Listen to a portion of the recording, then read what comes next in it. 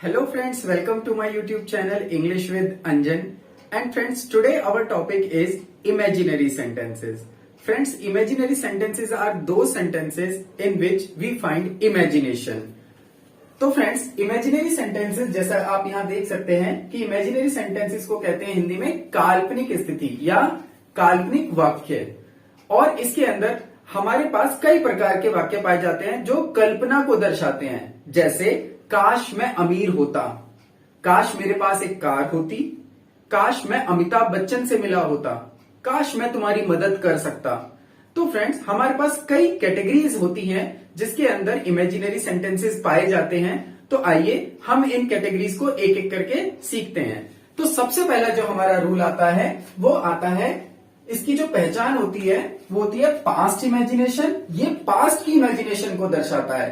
काश मेरे पास एक कार होती मीन्स होती, पास्ट को दर्शा रहा है, बट मेरे पास कार नहीं है। तो देखिए, पास्ट इमेजिनेशन आती है और इसकी जो पहचान होती है वाक्यों में होता, होती, होते या फिर पास, होता आदि आते हैं। और इसका जो रूल होता है वो होता है if, I wish, suppose, would, that. देखिए, ये जो सारे वर्ड्स हैं इन सबका एक ही मीनिंग है हिंदी में, काश।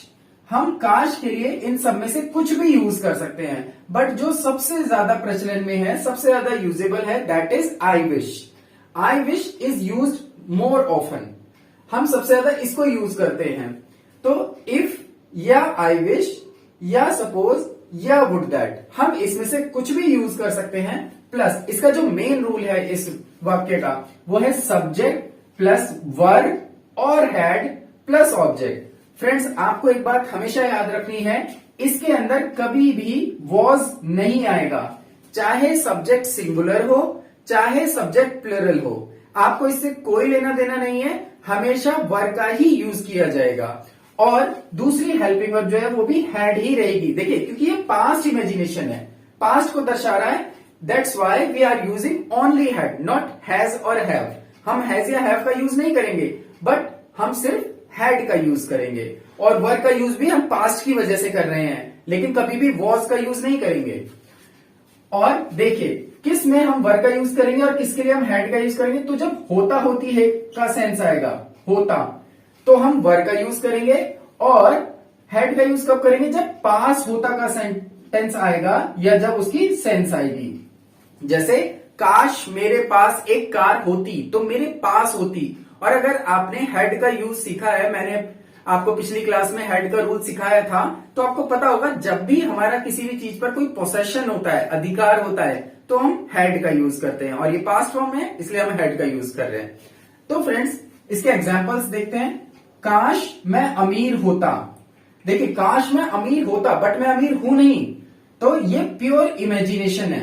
तो काश के लिए आई विश, हम सबसे ज्यादा आई विश का ही यूज करते हैं, तो मैं आई विश ही लिखूंगा। आई wish I were rich.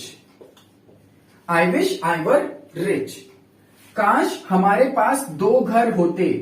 I wish we, subject क्या है, वी, हमारे पास 2 घर होते। तो हम क्या यूज करेंगे, वर और हैड। हैड का यूज करेंगे क्योंकि पास होते, वी हैड क्या होते, 2 हाउसेज।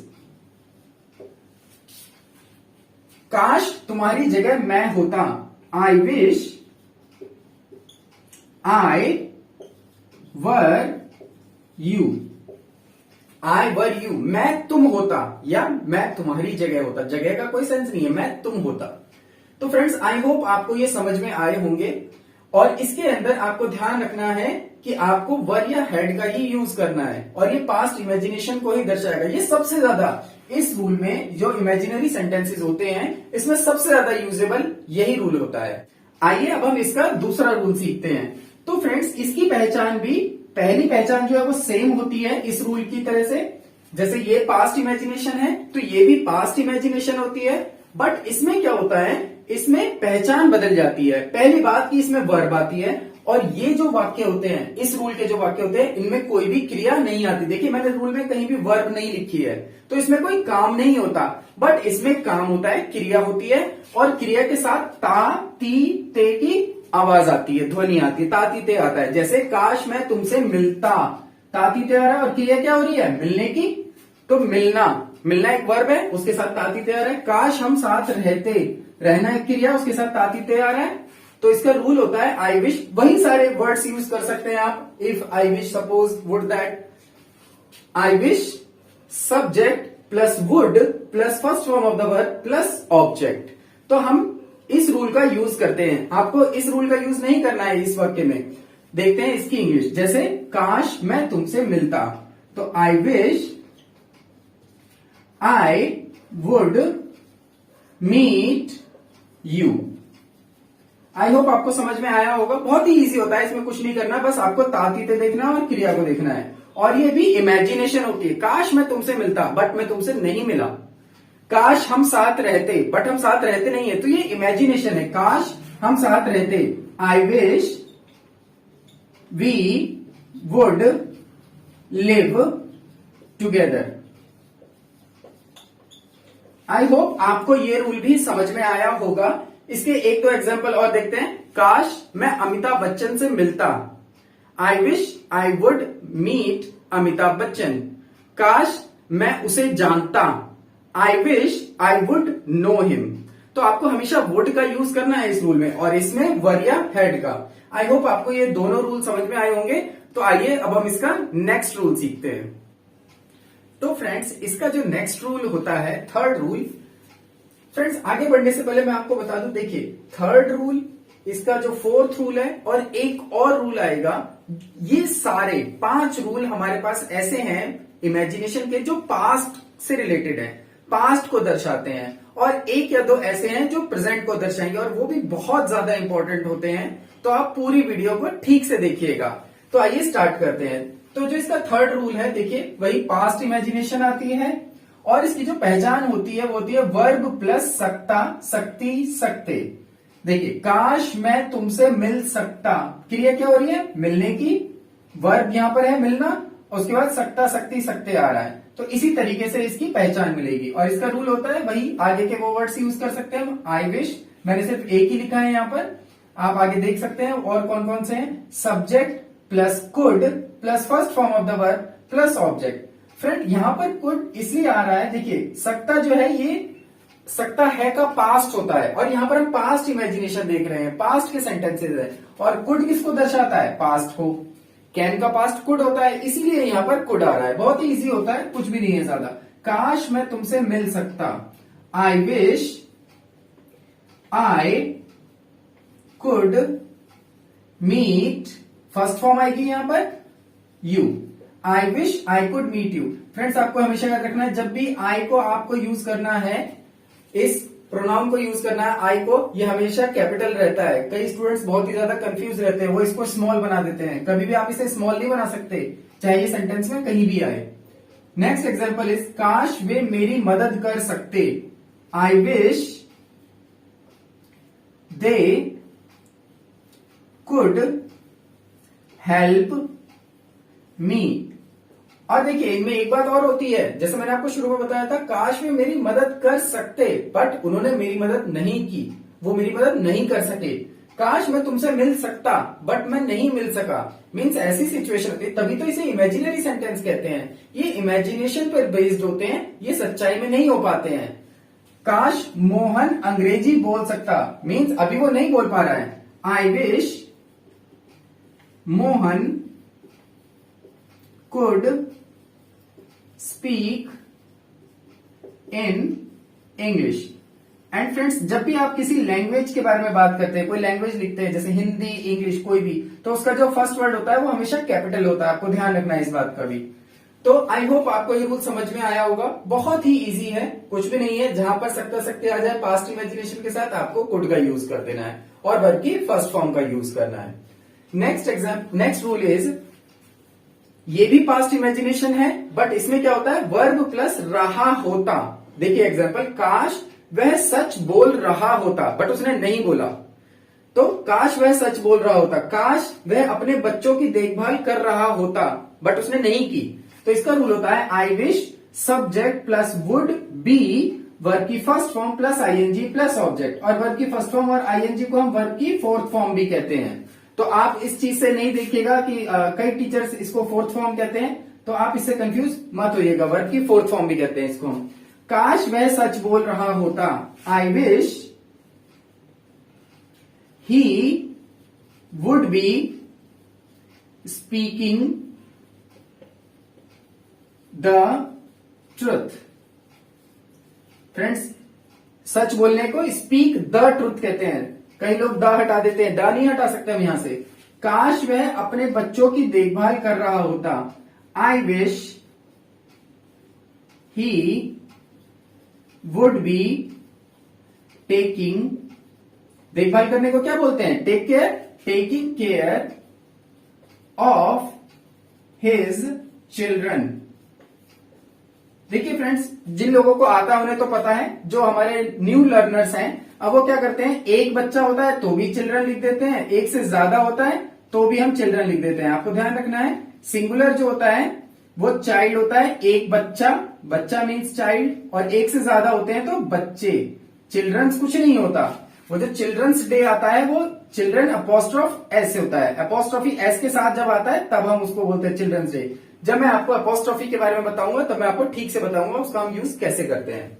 नेक्स्ट एग्जांपल इज, काश अध्यापक हमें पीट नहीं रहे होते।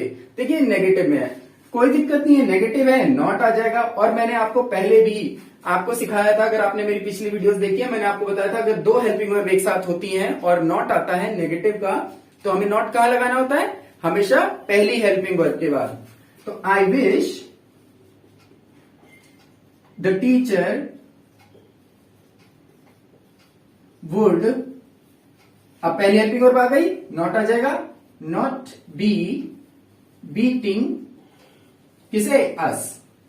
आई होप आपको ये रूल भी समझ में आया होगा। फ्रेंड्स, आइए अब हम इसका नेक्स्ट रूल सीखते हैं, जो कि पांचवा रूल है। जैसे मैंने आपको बताया था, पास्ट इमेजिनेशन के 5 रूल हैं हमारे पास, इसके इमेजिनेशन के। तो पांचवा रूल है, पास्ट इमेजिनेशन आएगी, इसकी पहचान होगी वर्ब प्लस आ होता, ई होती, ए होते, चुका होता, चुकी होती या चुके होते।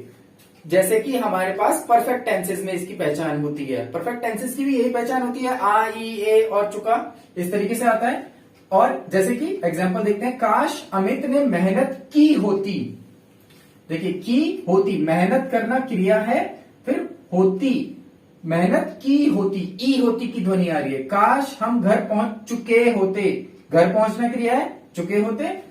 तो इसका रूल होता है, I wish subject would have plus third form of the verb plus object. इसमें थर्ड फॉर्म आएगी वर्ब की। काश अमित ने मेहनत की होती, I wish Amit would have worked hard. मेहनत करने को क्या कहते हैं? Hard work. तो इसी तरीके से वर्क हार्ड। अब ये किस तरीके से, ये वर्क आगे कैसे आ गया, हार्ड पीछे कैसे चला गया, ये हम बाद में डिस्कस करेंगे। काश हम घर पहुंच चुके होते, I wish we would have reached, कहां पर? होम। काश भारत अब तक मैच जीत चुका होता, आई विश इंडिया, कैपिटल आएगा, कंट्री का नेम है, I wish India would have one. Friends, इसको हम वन बोलते हैं, हम लोग क्या बोलते हैं? विन, वॉन, वॉन, ऐसा नहीं होता, विन वन, इसकी प्रोनाउंसिएशन होती है one. I wish India would have one क्या? द मैच, मैच कब तक? बाय नाउ, अब तक। बाय नाउ को हम क्या बोलते हैं? अब तक। आई होप फ्रेंड्स आपको ये समझ में आया होगा रूल। ये भी बहुत इजी होता है, आपको पहचान का ध्यान रखना है और रूल याद करना है, बस आपके सेंटेंसेस बन जाएंगे। नेक्स्ट जो है इसका फाइनल, जो हमारा इसका जो इमेजिनेशन वाले सेंटेंसेस का जो रूल है फ्रेंड्स, ये बहुत ही ज्यादा इंपॉर्टेंट है और इसमें बहुत ज्यादा कंफ्यूजन होती है। तो आइए इसको ठीक से देखते हैं। तो इसकी जो पहचान होती है, ये पास्ट इमेजिनेशन में नहीं होता, या तो ये प्रेजेंट इमेजिनेशन या फ्यूचर इमेजिनेशन, ये प्रेजेंट या फ्यूचर को दर्शाता है, लेकिन सेंटेंस एक ही होता है, वो दोनों को रिप्रेजेंट कर सकता है। आइए देखते हैं कैसे।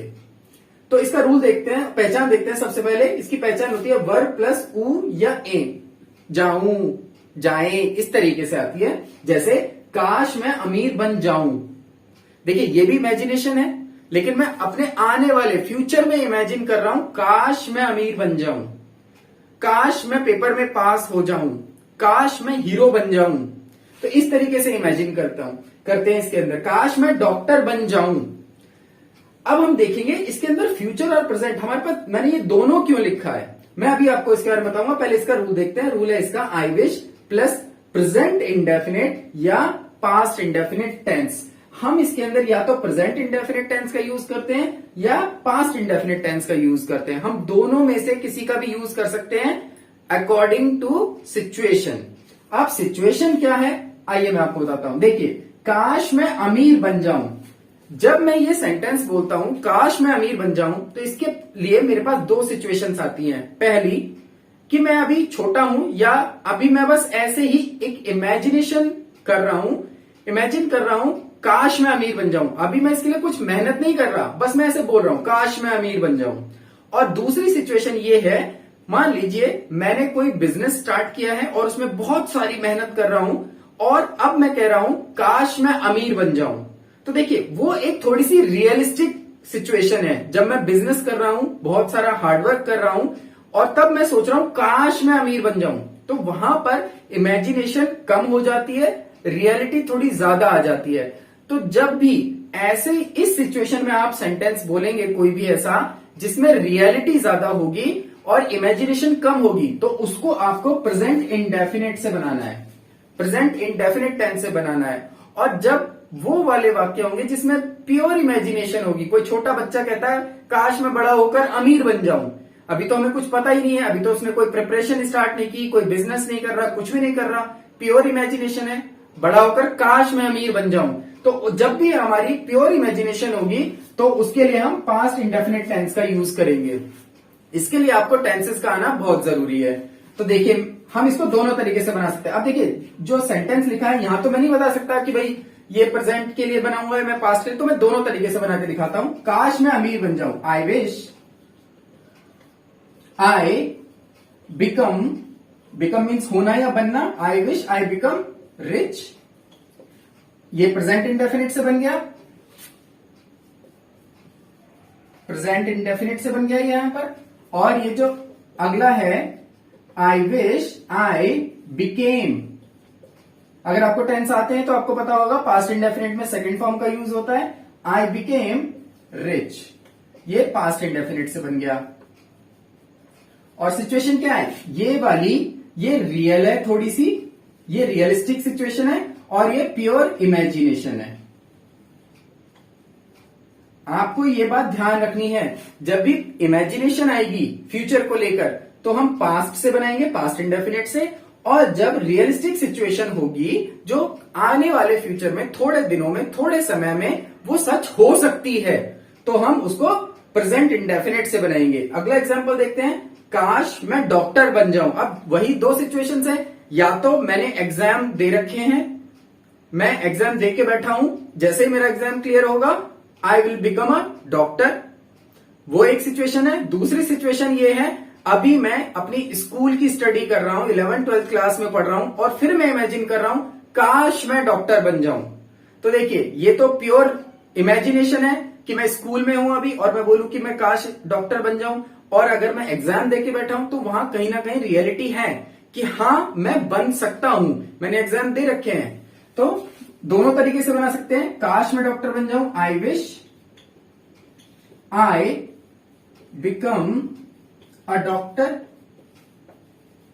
या I wish I became a doctor.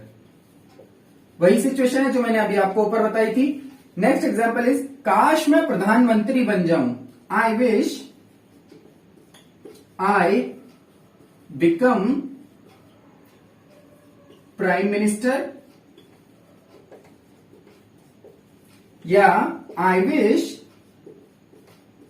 I became prime minister.